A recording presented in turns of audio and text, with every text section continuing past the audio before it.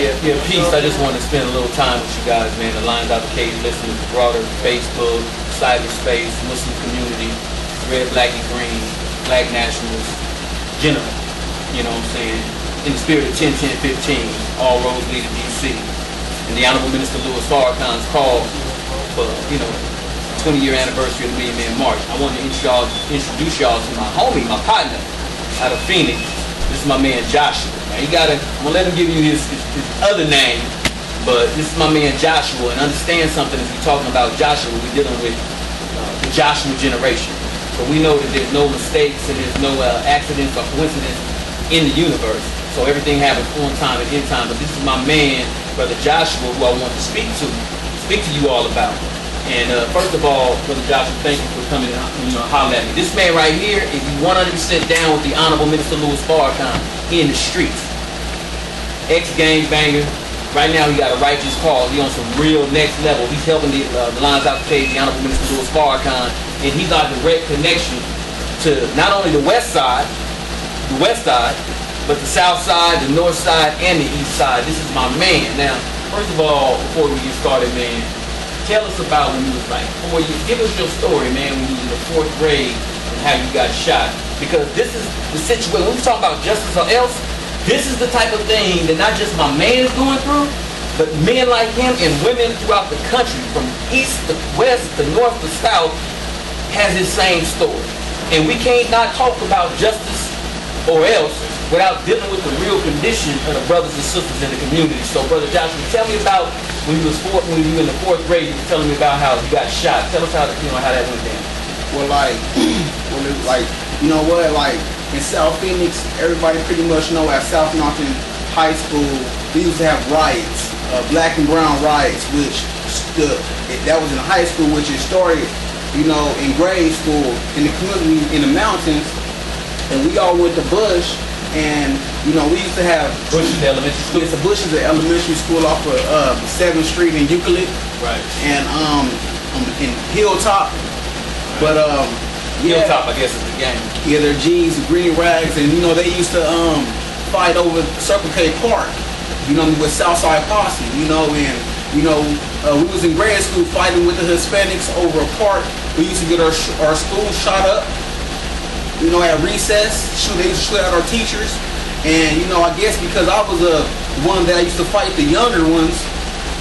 One day, everybody know the day before Thanksgiving is always on a Wednesday. Thanksgiving is on Thursday. We got early dismissal, so we were walking home from school, and in a group, we were just walking home, really playing like children. And it was a Hispanic. I guess he was in his room through his window and looking at us with his scope, and he decided to pull the trigger, and he shot me in my back, and it grazed me, but they said if I was like 2 inches to the left, it would have went through my heart. And like the funny thing about it was that I used to play on that street next door to the person who shot me every day. He used to watch me, and one day he shot me for no reason. Right. Same thing. Now, how old were you back then? I was in 4th grade. 4th grade. Now, after that, then what happened? So it grazed you, but that had to be traumatic. I mean, so how your life going after that? After I got shot, I started having flashbacks, which to the point where my family, my mother couldn't even wake me up in my sleep without me swinging on people or swinging on her. So it messed up my mind. And then it made me not afraid to be shot, because I know how it felt to be shot by a bullet. So, Hey Mario, we doing a video. He's like, I own the place. I know he's the owner, but it's like, you know what I'm saying? We love us, Mario. Let's show the video. Go ahead. Finish up. That's right. Yeah, but it really changed my mindset, and I already grew up, seeing everything that, a lot of shootings and killings and stuff, and now, it was more like, I wasn't even scared of being shot anymore, So, really I lived my whole life trying to die. How old are you now, bro? I'll be 30 in September the 4th. Praise be to Allah. So, man, you came a long way. Now, did you go to the penitentiary? No, I got away with my criminal activity, sir. Don't talk like that, man. They don't talk niggas be white. we keep it 100, man. Don't call me sir, man. I'm your brother, man. Yes, You can say yes, sir, like that, but sir, I ain't a probation officer and shit. I'm your brother, right? Right. You don't act like we don't know each other. Right. Come on, man. We about to go get in the streets right now. Right. Alright? Keep it 100. I'm gonna this ain't no photo op. You my brother for real. For real. For real. We in the streets for real, right? Yes, sir. Okay, so let's get that under control, sir. Alright, so now, check it out. Alright, so check this out. Now, it was very, very important, man. Tell me the story about your kidney situation, your health situation. Let me know what's up with that, man. How did that even happen? First of all, let the people know what your medical condition is right now, and then let me know how it got like that. Well, I'm on kidney dialysis because of renal failure, because of high blood pressure. And I actually, around like 17 years old, I found out that I had a rare kidney disease that I don't know how to pronounce the word, what it's called. But I could have done something about the condition, but I never did. I kept living an unhealthy life with an unhealthy mind, unhealthy spirit, and it landed me on dialysis. My kidney shut down. My blood pressure was so high that I lost my vision. I'm legally blind. It started shutting my arteries down, and I have 3% function in my kidneys now. Right, 3%. Yeah, I've been on dialysis for 6 years now. Alright, so now, you're here in Arizona. What's your situation? Because you were telling me about how, because of your history and how you look, how the white folks and everybody at the hospital, how are they treating you and how is it making you feel when you're in your situation as far as getting medical treatment, and let us know about your situation as far as you being on the donor list to get a kidney. Well, because of my appearance, and a lot of these people in the hospital, they don't want to deal with me. They're afraid of me, so I always ask the question, how are you going to help me or help me when you're afraid of me? And I had, words, because I haven't been being cared for the whole time. The whole entire time they haven't been caring for me. When they realize that I have a mind, I'm not stupid, and I know things that I'm talking about, and I've been on dialysis for 6 years, and then they just wash their hands with me. Because they figure I can't do anything about it. So I've been through a lot of stuff with these hospitals and dialysis facilities where they're just not caring for me, and I really feel like my life is in danger dealing with these people. Now, how long you think we got before I'm going to really need a kidney, man? What are they saying? I only have 3% function, and I hear every day that I need a kidney as soon as possible. As soon as possible. Right. It seems like anytime I miss a dialysis treatment, it's like I miss 10. Right. It's getting worse. And you were telling me about your urine. You have to use the restroom. You don't even piss like normal. I don't urinate at all, and so I have to be more active and sweat more, and I'm real active. So that's why I do so good. Probably because I'm young. Most of the people on dialysis are old, and I always tell people, if you're lazy, you'll be in a wheelchair. If I was lazy, I would be in a wheelchair. Right, so check it out. And the one thing about it is you ain't doing no gang banging and criminal behavior. You be blowing me up and get pissed off at me because you want to meet up and hit the street. You have an organization that you started. Yeah. Tell me about your organization that you doing. You get donations and you helping the brothers Off the block. And what's the name of Off your the block. organization? Off the block. I got my own outreach. Off the block ministry, and I've been doing the Off the block Off ministry. the block. I've been taking brothers and sisters off the block. Out their conditions, out their mindset, building relationships, fellowshipping, getting all different people in different hoods that's been killing and shooting each other, and in the same park, the same area, for the same reason, under the same buildings, and I mean, it's been hard. Right. It's been hard because controlling things sometimes. You trying to do positive stuff. You have negative people that want to do negative things. And so, it can get you out your character. Right. At the same time. It shouldn't be so difficult to do positive things and bring people together. That's why there's devils out here. Right, no question. Now let me ask you this, brother, because we talked about the kidney thing, but you was also telling me about what you You have a stent, or you have something in your chest. I have a catheter in my chest. I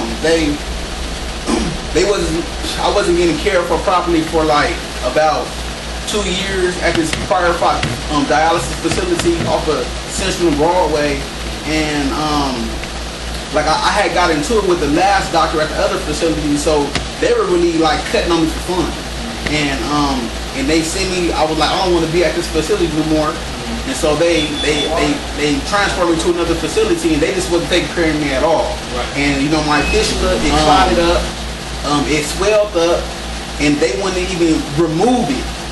And the doctor that put my fistula in my arm, he told me it was able to be removed. But he's the only person that told me that. Everybody else in the other hospitals, they never even mentioned that it could be removed. And it swelled, it was busting, pussing out. It took 4 or 5 months sitting in hospital to get this removed. And it saved my life. As soon as they removed this out my arm, my blood healed up. And when did they remove it? They removed it about like 4 to 5 months ago. And now I have a catheter in my chest. And what does that do?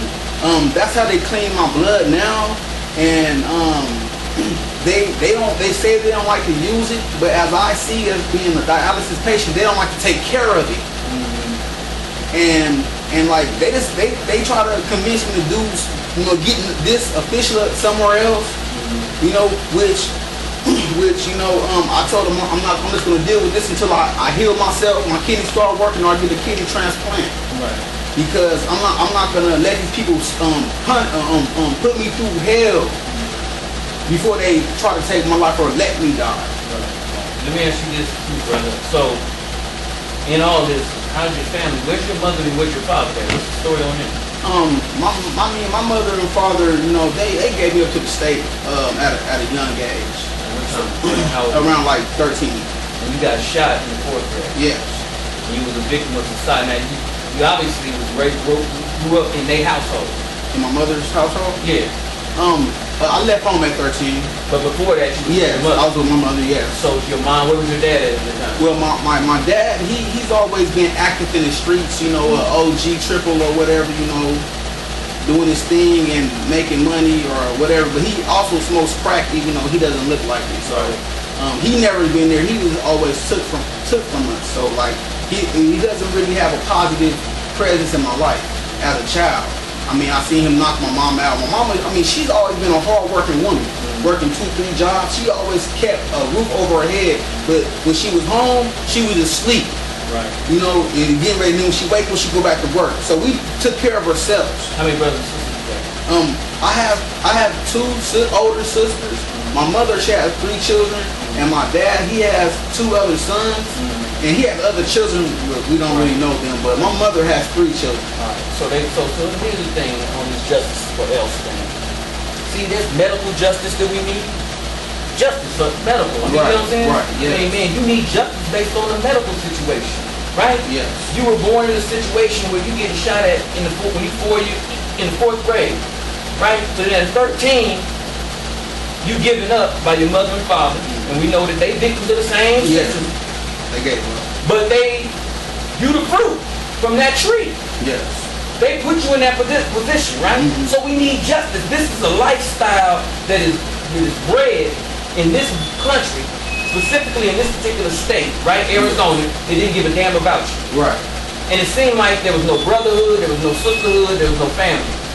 There was a hood, and y'all did the best y'all could, but you know now as you come into a greater understanding what being black in America is, you understand that was like a negative type of lifestyle. We're not hating though, because they gave us love, and we love the hood, right? Because they victims too, huh? Yeah. All right, so this is my thing, man. We need medical justice.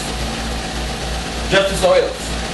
We need family justice. We need to be able to correct these situations that's producing a chain reaction or a culture of death. Now, you didn't get, all praise due to Allah, you didn't get shot, killed, but you got a kidney that's slowing you down and making you, it can kill you slowly. Right. And all you need is a kidney.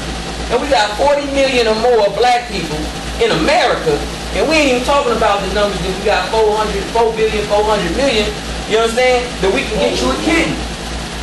So, do you know, I asked you to get the information as far as the blood type and the kidney type. You had that information yet? No, I mean I'm something. Okay, well we got to get all that information out. And listen, man, the Honorable Minister Louis Farrakhan recently brought up a system, remember?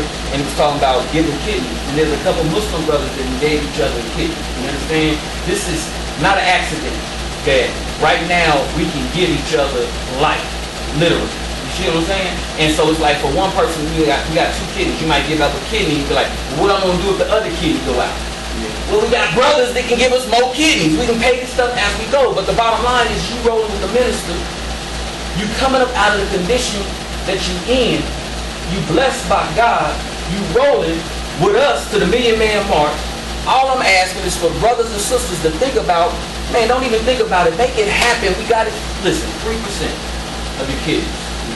My man is out pushing flyers, getting with us, the LOTC, rolling with the nation, bringing other Crips and Bloods into the nation and making sure they get to the march.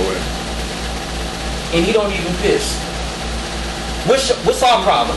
He walk around, he gets mad at me if I don't answer the phone and stuff. This man get on buses to go to kidney dialysis and all this other stuff. He argue with white folks. Ain't nobody on his team.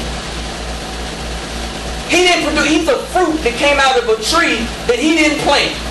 White folks planted this tree. And he's the fruit. And we need some justice, man. So I'm asking y'all, man, listen, first of all, we got, what kind of insurance you want? Mercy care. Okay, so first of all, we got to get a right doctor. We got to get a real, I didn't say white doctor. Even though we'll take them too. I'm not saying we can't make use of white folks. I'm saying we got to make use of white folks. So we got to get us the right, correct doctor to diagnose the brother, to make sure that we have time frames and we know what you need so we can get that done. That costs money, family. He needs, if they ain't giving him care in Arizona, he need to get on a plane and we need to send him somewhere where he can get some treatment in the process so we can get the actual facts. And we need brothers and sisters to go to God, Allah, Jesus, whatever you call your Lord, and ask them to give you the strength and the heart and the spirit to give something. I gotta know what you got. What is your blood type? What is the kid? So I can see if I can give you mine.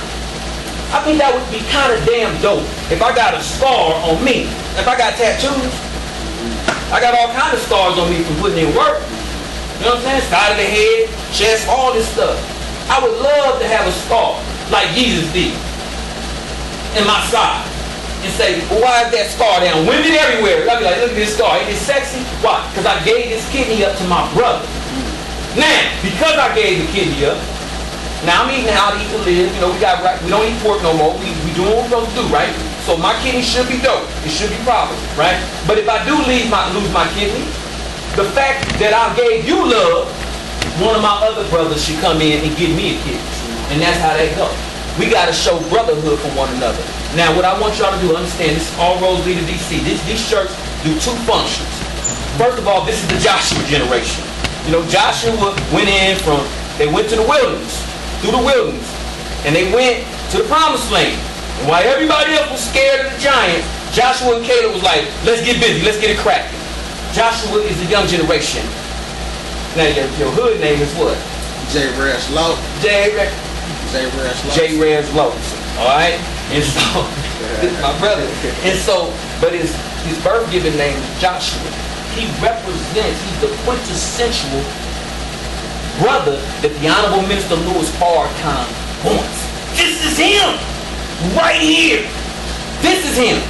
You should have his story in the Final Call. You should have it in every black newspaper across America. Hell, this is what it is. So, this is the Joshua generation.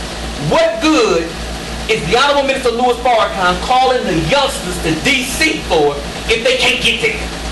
So while we getting money and we're doing all our plans to get to DC, the question is for the brothers who ain't got no job, they ain't got no money, and you got all these young sisters, these brothers, these gangsters, these Crips, these essays, the Hispanic, the Latino brothers and sisters. Because you understand the Latino thing now, and they shot at you, but you ain't tripping, huh? No, we getting at them too, huh? Right. All right, so we gonna get it. So those are brothers too, huh? They victims of the same thing, huh? We ain't hating. Yeah. No, praise be to Allah. All right, so now we gotta get them too. Now. You got them. We can talk about 10, 15 all we want. But how many of y'all is willing to put money on it so I can put these brothers on the bus or put them on an airplane? What good is the Joshua generation if we can't get them to DC? So while everybody's trying to get themselves to DC, I would ask you a question, man. For $20, this ain't no commercial for, yeah, man, it is what the hell it is. The shirt is $20, $5 shipping and handling. Get the shirt. The proceeds go to getting buses and airplane tickets so that we can get the brothers and sisters and the strippers and the gangbangers and all the people you don't like, who is despised and rejected. These are the people who Farrakhan won't. These are the people that Jesus wants. We got to get them. They want to go. They want to roll with the minister. But we need some money to get them there. So I'm challenging Gang, Birdman, Young Jeezy, T.I., who else? Give me some more of them, man. Waka Flocka, Young Thug, all of them. And you, it ain't about just them. We can buy the t-shirt. Proceeds are gonna go to get brothers and sisters to the march, and proceeds are also gonna go to make sure my man can get the proper medical attention. That's word is bond, Master Farad Muhammad, Allah in person. Word is bond. We have to get these shirts out. All roads lead to DC. Justice or else. Turn around. Let me show you this. 10-10, 10-10, 15. 10-10, 15. Turn around, my G. Justice or else. Okay? This is the sign that we need to see all over America, all over Facebook, leading people to DC.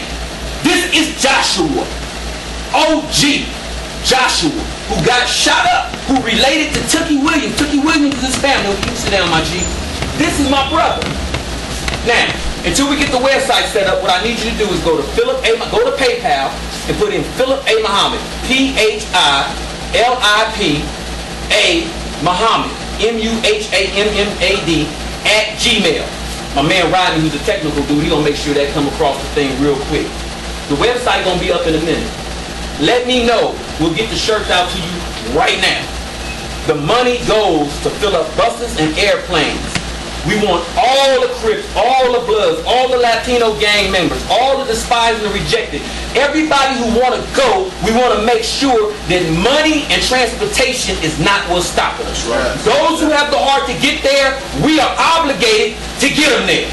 You got a whole lot of other people who want to go. But I'm asking you, man, the fighting generation has to be there. This is the fighting generation. I love you, man. We're going to keep cracking. Listen, also, what is it, Saturday at 4:30. Yeah, the 25th. At the 25th at East Lake Park. 4 o'clock, 4:30. The name of the lecture that we're going to give and the presentation with my man's going to be here. We're getting all the Crips, all the Bloods, all the Latinos. We need your help. And it's going to be Ustream. So my man, Brother Rodney, gonna put the Ustream up too, so y'all can check it out. Listen, the name of it is This World is Coming to an End. The plot to kill the black and brown people.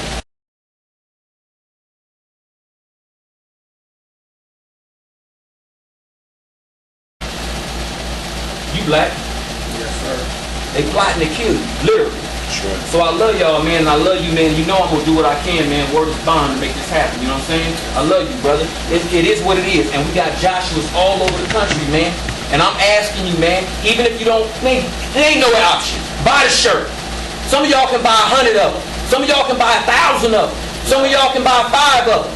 Get the shirts, man, so that we can get this brother and others just like him to the march, as well as we gotta come up with a whole separate fund to take care of my brother. And check it out. Allah's gonna bless you. Alright? So Philip A. Muhammad at Gmail, reach out to us, let us know what's going on, and holler at your man. And think about getting him or giving up one of your kids. Alright? We don't have the information now, but we gotta hurry up and find out, man. We got till 10, 15, man, and you ain't pissing right now. Right. They slow playing me at the facility, but I'm gonna get past that. And how many times do you go a week? 3 times a week. You went today. Yes, sir. Now, you in good spirit right now because it's 10, 15, but when you ain't in good spirit, how do you feel, man, when you come up out of that thing? I don't know. Weak, tired, just I need to get rest, and, I got, energy, no energy.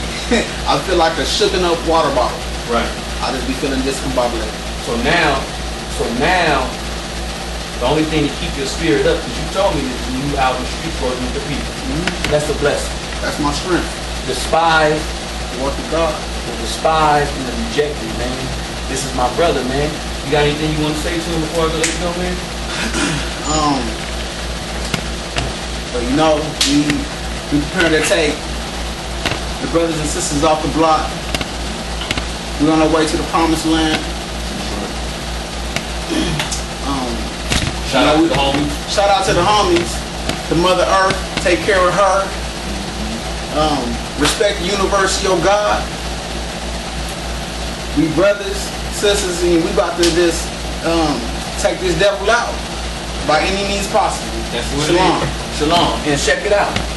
If y'all got y'all story, because all of us got your stories, and you need to tell your story, let me know so we can get this out. We got to be in communication with our people because the answer is in our people.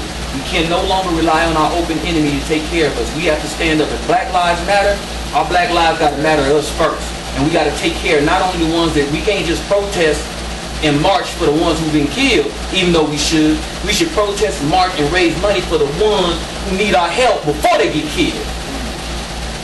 Much love and respect. Lines out the cage. Peace.